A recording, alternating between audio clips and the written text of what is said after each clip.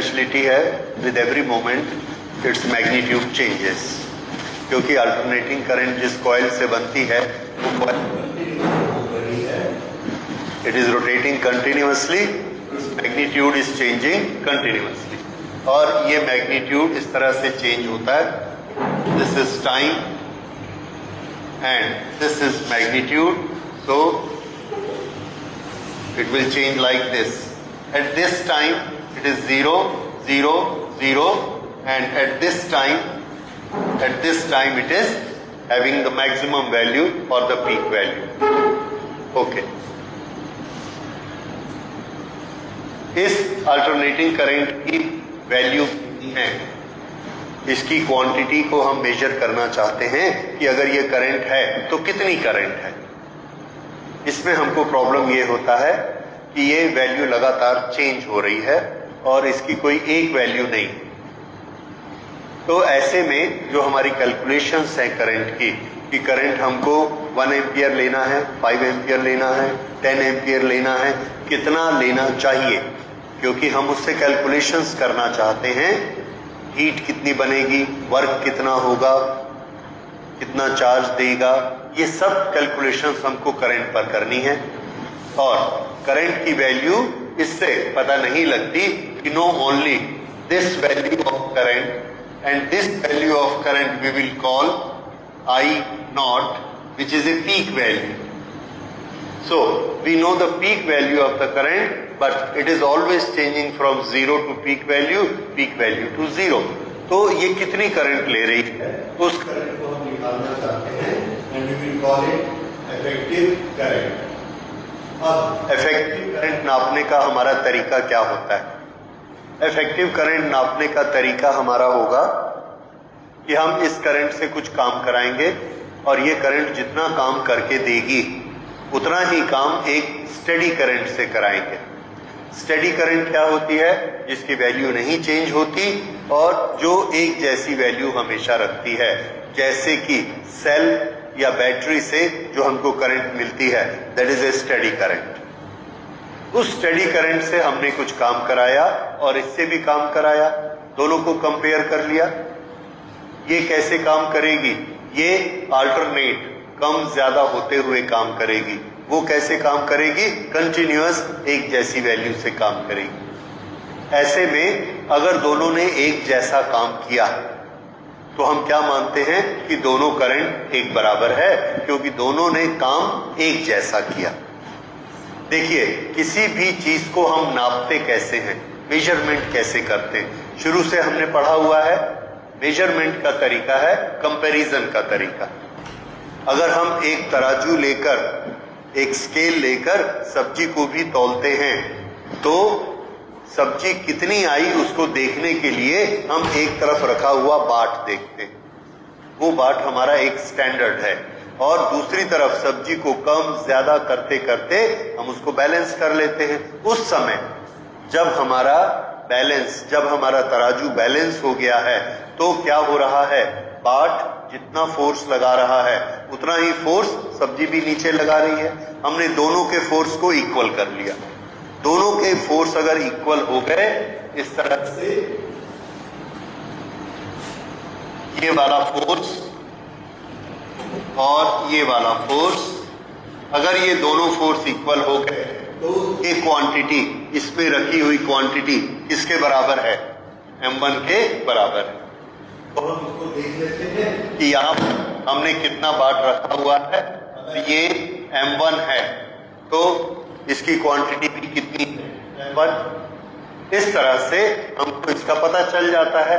Comparison, तो measurement हमेशा comparison से होता है। तो यहां पर हम कैसे कंपेयर करते हैं? देखिए, यहां पर हमने फोर्स बराबर किया था, हमने एक बकेट पानी लिया, इस बकेट को हम गरम करते हैं, मान लीजिए 10 डिग्री गरम करते हैं, और 10 डिग्री गरम करने के लिए हमने इसमें डीसी करंट लगाई, डायरेक्ट करंट 5 एम्पियर, और 30 मिनट में ये बकेट गर्म हो गई। तो इसमें डीसी ने कुछ वर्क किया। डीसी ने क्या वर्क किया, उसने इस एक बकेट वाटर को गर्म कर दिया, हीट कर दिया 10 डिग्री 30 मिनट्स में, और उस डीसी की वैल्यू कितनी थी, 5 एम्पियर। जब हमने स्टार्ट किया वो 5 एम्पियर थी और लास्ट तक 5 एम्पियर थी, ये उसकी वैल्यू थी। अब हमने क्या किया, इसमें एसी लगाई, एसी, ये जो एसी लगाई, एसी का नेचर ऐसा था, एसी कम होती है 0 इंक्रीज 0 डिक्रीज 0 इंक्रीज, इस तरह से ये एसी हमने यहां पर दी और इस एसी को 30 मिनट तक दिया और गर्म किया तो वो कम गर्म हुआ, एसी की वैल्यू बढ़ा दी, ज्यादा गर्म हुआ, फिर एसी की वैल्यू कम की, तो हमने ऐसा सेट कर दिया कि 30 मिनट्स में ये भी कितना हीट करेगा, 10 डिग्री ये भी हीट करेगा। 5 एम्पियर डीसी ने 30 मिनट में 10 डिग्री गर्म किया। ये जो हम एसी अननोन दे रहे हैं, ये एसी भी 30 मिनट में 10 डिग्री गर्म करती है। देखिए दोनों ने वर्क एक जैसा किया, इसका वर्क क्या है, 30 मिनट में 10 डिग्री गर्म करना, इसका वर्क क्या है, 30 डिग्री में 10 डिग्री गर्म। दोनों ने एक जैसा वर्क किया। इसकी वैल्यू लगातार कितनी है, 5 एम्पियर। इसकी वैल्यू कितनी है हमको नहीं मालूम, कभी ये 0 दिखाती है, कभी ये 8 एम्पियर दिखाती है, कभी 0 दिखाती है, कभी 7 दिखाती है, समथिंग लाइक दैट, ऐसा चेंज होते रहती है। तो इसकी वैल्यू हम कितनी कहेंगे, हमने ये डिसाइड किया, हमने ये डेफिनेशन बनाई कि ये किसके बराबर काम कर रही है, तो आंसर है ये 5 एम्पियर के बराबर काम कर रही है, इसलिए हम ये मानेंगे कि इसकी इफेक्टिव वैल्यू 5 एम्पियर है। कितनी इफेक्टिव वैल्यू मानी जाएगी, 5 एम्पियर। क्यों, क्योंकि ये काम किसके बराबर करती है, 5 एम्पियर के बराबर ये काम करती है। ये कुछ बात समझ में आ रही है, जबकि इसकी एक्चुअल वैल्यू कैसे चेंज हो रही है, 0 7 0 7 0 7 0 7, लेकिन 0 में कम हो जा रही है, 7 में ज्यादा हो जा रही है, और काम इसके बराबर कर रही है, 5 के बराबर। इसलिए हम इसकी इफेक्टिव वैल्यू क्या मानेंगे, 5। तो ये हमने इसकी डेफिनेशन। ओके, अब इसकी डेफिनेशन लिख लेते हैं, effective value.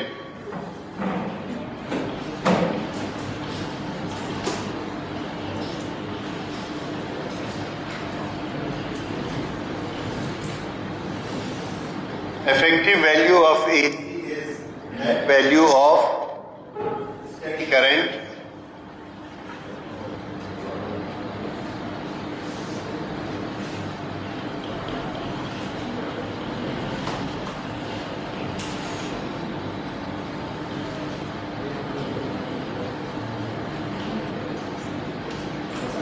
is that value of steady current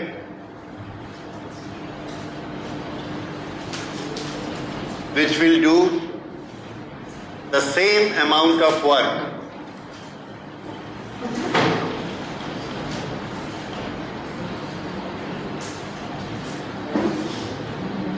in a given time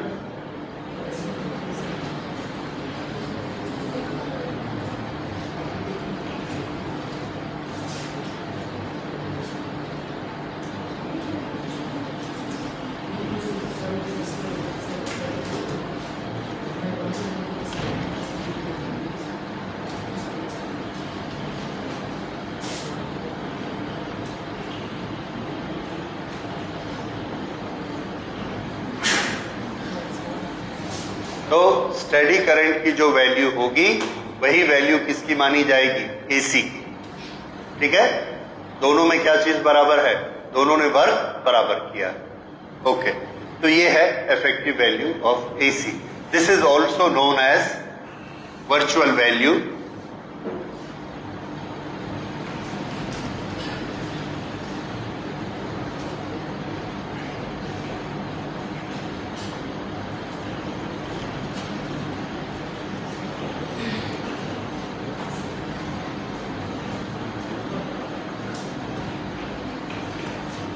और आरएमएस वैल्यू। इसी के दो और नाम है, वर्चुअल वैल्यू और आरएमएस वैल्यू।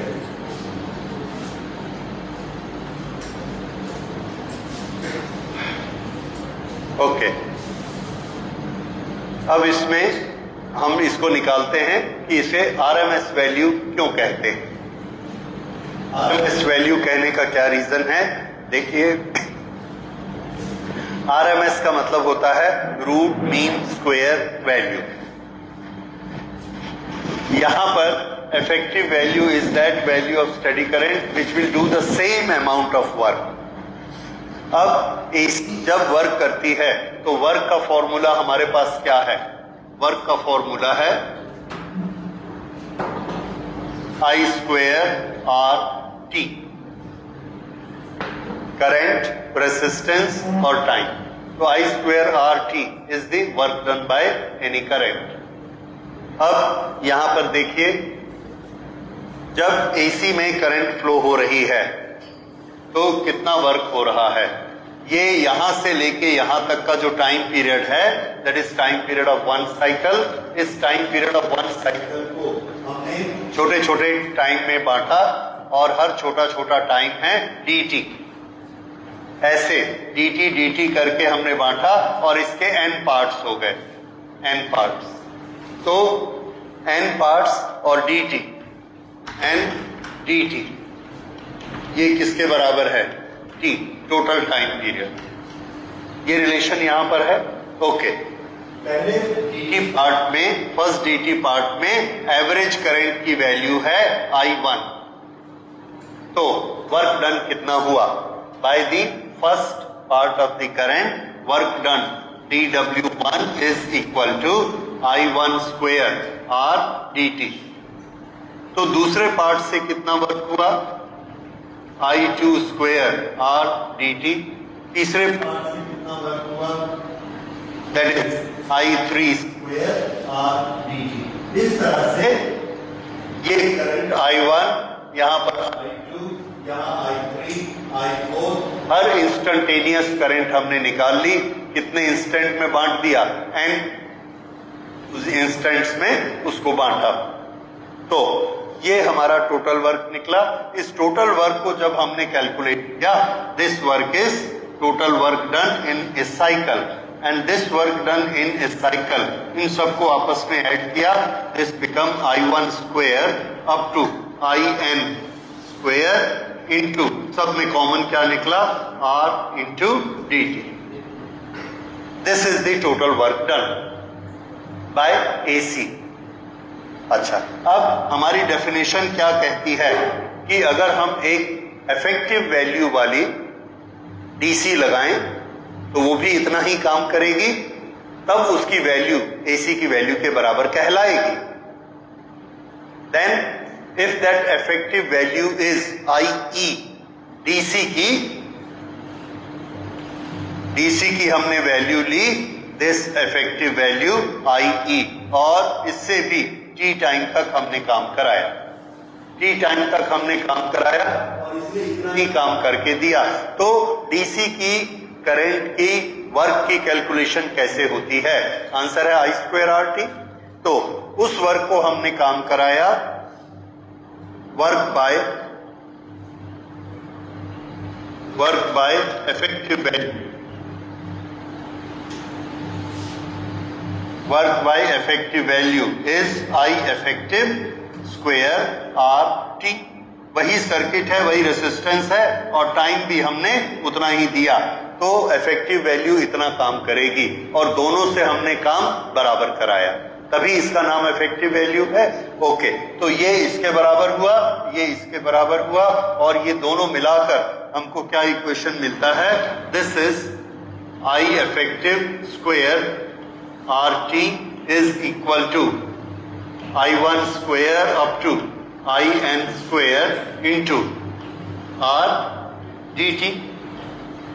ये अब यहां पर एक चीज देखिए, dt, यहां से मुझे बताइए dt किसके बराबर होता है? T upon N। मिला यहां से टी के हमने एन छोटे छोटे टुकड़े किए, हर टुकड़ा कितना है dt, तो N dt is equal to T, right. तो ये dt को हम यहां पर वैसे ही लिख देते हैं, and this comes to dt is equal to IE square RT is equal to I1 square up to IN square R, और dt को हमने लिखा T upon N, T upon N, okay. अब दोनों तरफ से आप देख रहे हैं R और T कैंसिल हो जाएगा, RT कैंसिल हो गया, सो ये N को यहां लिख लेते हैं। So IE square is equal to I1 square plus I2 square up to IN square, यानी सभी इंस्टेंटेनियस करंट्स के स्क्वायर का sum. This is to be divided by n, n से डिवाइड कर देते क्या निकला, एवरेज करंट। किसका एवरेज, स्क्वायर्स का एवरेज, स्क्वायर्स का मीन, ये स्क्वायर्स का मीन आया IE स्क्वायर, तो IE किसके बराबर हुआ, इसका रूट कर दिया, ठीक है। तो ये कौन है, इफेक्टिव वैल्यू, क्यों, क्योंकि इस इफेक्टिव वैल्यू ने उतना ही काम करके हमको दिया जितना कि ये सारी इंस्टेंटेनियस करंट्स ने मिलके किया। ये इंस्टेंटेनियस करंट किसका हिस्सा है, एसी का हिस्सा है, तो एसी ने टोटल वर्क जितना करके दिया उतना ही हमको ये स्टेडी करंट ने करके दिया। स्टेडी करंट पूरे टाइम t तक IE रहती है, इसलिए हमने फॉर्मूला क्या लगा दिया, I square R into T पूरा फुल लगा दिया। लेकिन यहां पर dt ऐसे चेंज हुए हैं, इसलिए I1 से IN तक हमने अलग अलग लिया, ओके। तो ये बना I इफेक्टिव का फॉर्मूला। अब ये नोटेशन जो आप देख रहे हैं मैथमेटिक्स में, ये नोटेशन किसका है, तो हम बहुत तरह से मीन निकालते हैं। I1 I2 I3 का मीन क्या होता है, I1 plus I2 plus I3 plus IN divided by n, ये अरिथमेटिक मीन है। इसी तरह से अल्जेब्रिक मीन होता है, इसी तरह से एक ज्योमेट्रिक मीन होता है, अलग अलग तरह के मीन होते हैं। ये वाला भी एक मीन है, इस मीन का नाम क्या है, इस मीन का नाम पहले हमने सबका क्या किया, स्क्वायर, सबका स्क्वायर किया, उसका मीन निकाला और फिर उसका रूट निकाला, तब ये वैल्यू आ गई। तो इसको हम कहेंगे root of mean, root of mean of squares, root of mean of squares. तो ये हुआ RMS value, root mean square value of current, और ये है I effective. So I effective of AC is basically RMS value of all the currents, all the changing currents in AC।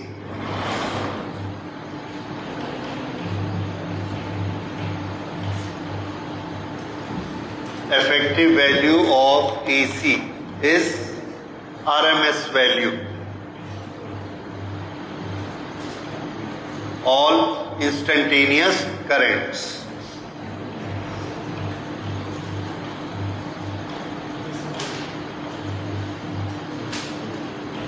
ये इसलिए I effective को हम और क्या लिख सकते हैं, I RMS, ठीक है। तो ये है root mean square value of the current, I RMS। तो I इफेक्टिव को I RMS होती है, ये हमने इससे निकाला, क्योंकि IE ही उतना काम करती है और उसका फॉर्मूला I RMS से ही निकलेगा, जितना काम ये रूट मीन स्क्वायर तरीके से हमने निकाला। ये दोनों वर्ग होते हैं, दिस वर्ग and this one, they are equal to each other। This is by effective value. Okay. This is by effective value and this is by all instantaneous value. The work is same. अब अभी भी हम कोई solution पे नहीं पहुंचे हैं. हमने एक डेफिनेशन फिक्स की है कि इफेक्टिव वैल्यू कौन सी होती है, आरएमएस वैल्यू, लेकिन कितनी होती है. तो एसी में हम किस वैल्यू को पहचानते हैं? तो आंसर है एसी में हम पीक वैल्यू को पहचानते हैं. ये यहां पर देखिए, ये करंट ऐसे वेरी हो रही है. यहां पर इसकी वैल्यू 0 है, यहां पर इसकी वैल्यू आई नॉट है, फिर 0 है, फिर आई नॉट है, फिर 0 है. तो इसमें हम सिर्फ दो वैल्यूज को जानते हैं, 0 वैल्यू या आई नॉट वैल्यू. इफेक्टिव वैल्यू हमारे इस रेफरेंस में होनी चाहिए. हमको मालूम है कि इसका इफेक्ट बीच में कहीं होगा. वो आई नॉट का 50% है, 60% है, 70% है, 40% है, कितना है, ये हम निकालना चाहते हैं कि वो वैल्यू कितनी होगी. तो उसकी हम कैलकुलेशन करते हैं and that is calculation of effective value और RMS value of AC. That will be our next calculation.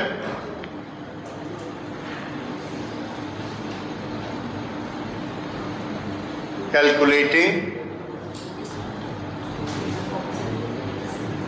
effective value or RMS value of AC. Effective value और आरएमएस वैल्यू ऑफ एसी, इसे हमको calculate करना है. हमको क्या मालूम है? Work done bye effective value and work done by AC दोनों बराबर होते हैं. तो हम ऐसा करते हैं, पहले वर्क डन बाय एसी निकालते हैं, फिर work done bye effective value निकालेंगे और दोनों को इक्वल कर देंगे. तो इफेक्टिव वैल्यू की वैल्यू हमको पता लग जाएगी. तो शुरू करते हैं. Work done by AC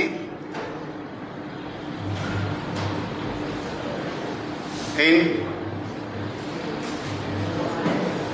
small time dt.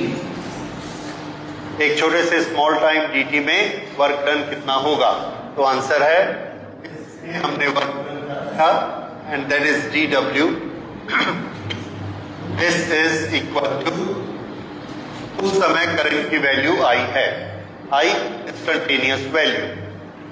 This is I square R और time I square R dt. Okay, this is dw, work done by AC in small time. Then work done in full cycle. In full cycle, और उस full cycle का time कितना होता है? t.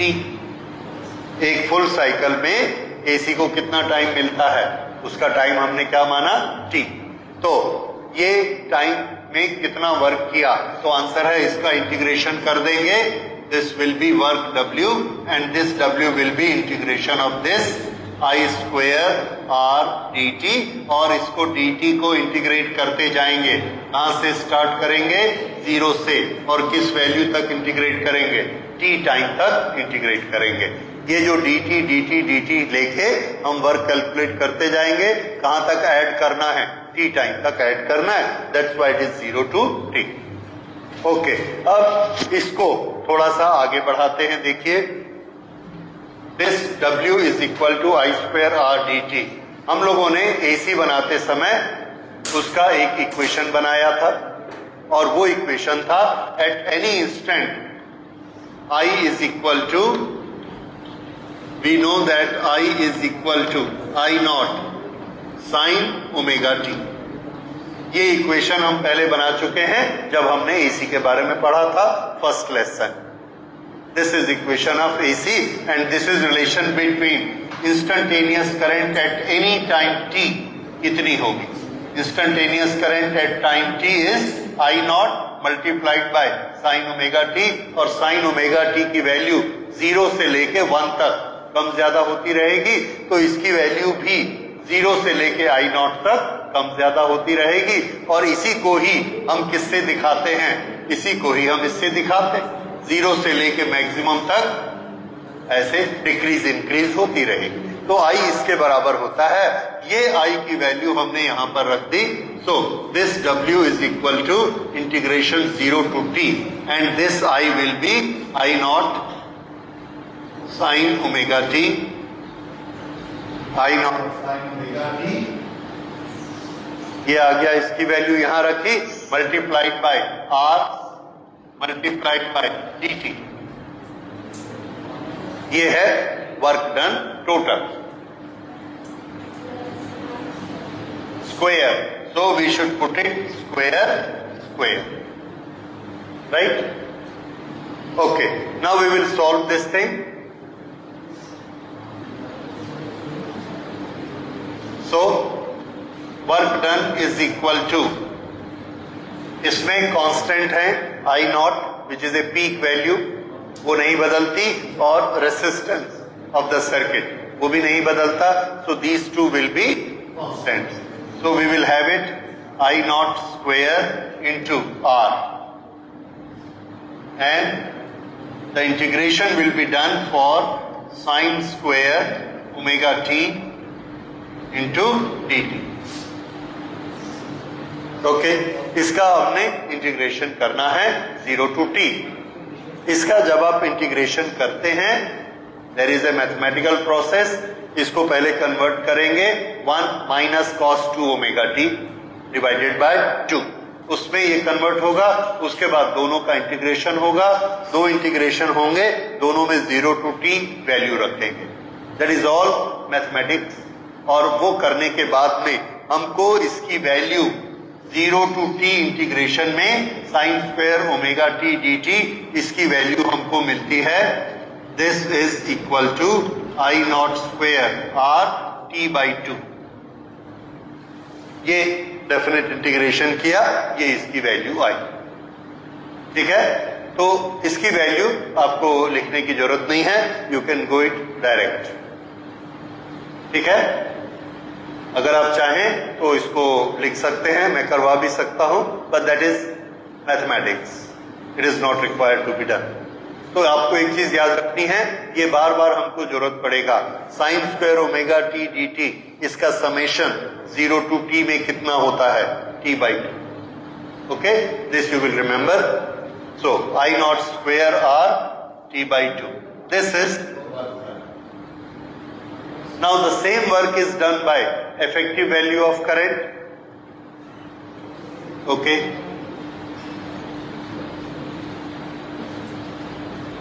same work when done by effective value,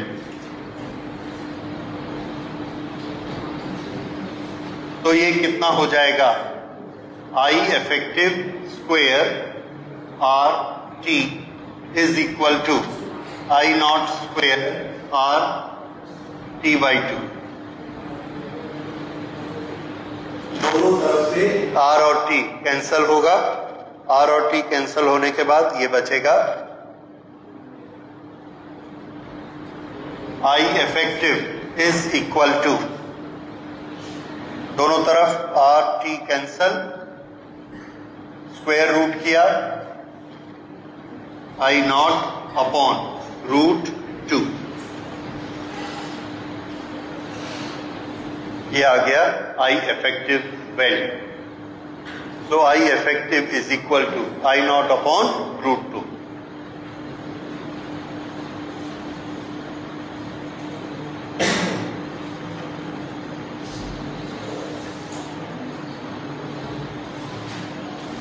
इसी को हम लिख सकते हैं I effective is equal to 0.707 of I naught।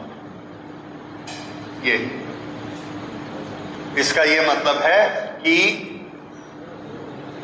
ये वाली वैल्यू अगर I naught है और ये वैल्यू 0 है, तो इसकी रियल वैल्यू जिस पर वो काम करती है वो करीब करीब कितनी होती है, 0.7। This is, we will write I naught upon √2. This is effective value. ये इफेक्टिव वैल्यू होती है. तो ये इसको कंपलसेट कर देता है. This is the average value. ये समझ में आया? तो इसका एवरेज, करंट का एवरेज एक मैथमेटिकल या अरिथमेटिक एवरेज नहीं होता. This is root mean square average, RMS value, and that value is 0.7. इसी तरह से अगर ये पीक वैल्यू का 0.7 इफेक्ट होता है तो इसका ये मतलब है कि अगर AC करंट किसी सर्किट में 10 एम्पियर फ्लो हो रही है, 10 एम्पियर, तो वो कितने एम्पियर का काम करेगी? क्या वो फुल 10 एम्पियर काम करेगी? तो आंसर है नहीं, क्योंकि वो हर समय 10 एम्पियर तो नहीं रहती. क्या वो 0 एम्पियर करेगी? आंसर है नो, क्योंकि 0 से तो ज्यादा रहती है. तो कितने एम्पियर का काम करेगी? तो आंसर है कि अगर वो 10 एम्पियर है तो वो 7 एम्पियर का काम करेगी. 7.07. ये इसकी इफेक्टिव वैल्यू. तो इफेक्टिव वैल्यू क्या? जितना उसका इफेक्ट होता है. तो 10 एम्पियर वाले का इफेक्ट कितना होगा? 7.07 एम्पियर. दिस इज बात समझ में आई? ये रिलेशन किसका है? इफेक्टिव वैल्यू और पीक वैल्यू. ओके. अब इसके बेसिस पर हम यही फॉर्मूला EMF में भी लगा सकते हैं. इन दोनों तरफ रेसिस्टेंस को मल्टीप्लाई अगर करेंगे तो I into R is equal to I0 upon √2 multiplied by R. Current into resistance क्या होता है? Voltage. EMF, so this we can write EMF at any instant, sorry, E effective is equal to E0 peak value divided by √2. EE effective value of EMF. E0 peak value of EMF. One is effective value, one is peak value, and this is the relation between them. E effective is 0.707 of peak value. अब इसमें आप बता सकते हैं कि peak value किसके बराबर होती है? पीक वैल्यू यहां से इसको मल्टीप्लाई कर दीजिए √2 और इफेक्टिव वैल्यू. अब हमारे घर में जो EMF आता है हम लोग उसको कहते हैं कि वो 220 वोल्ट है. Now this 220 volt which value it is, whether it is effective value or it is peak value? तो आंसर है it is effective value, क्योंकि effective value का जो स्क्वायर होता है I²R, वो एनर्जी बताता है, वर्क बताता है. So if we have to calculate the work or we have to calculate energy, तो हमको उसका स्क्वायर लेना है, I effective का स्क्वायर लेना है. तो इसलिए जो भी कोड किया जाएगा, जो भी बोला जाएगा, वो वाली कौन सी वैल्यू होगी? तो आंसर है वो वैल्यू इफेक्टिव वैल्यू.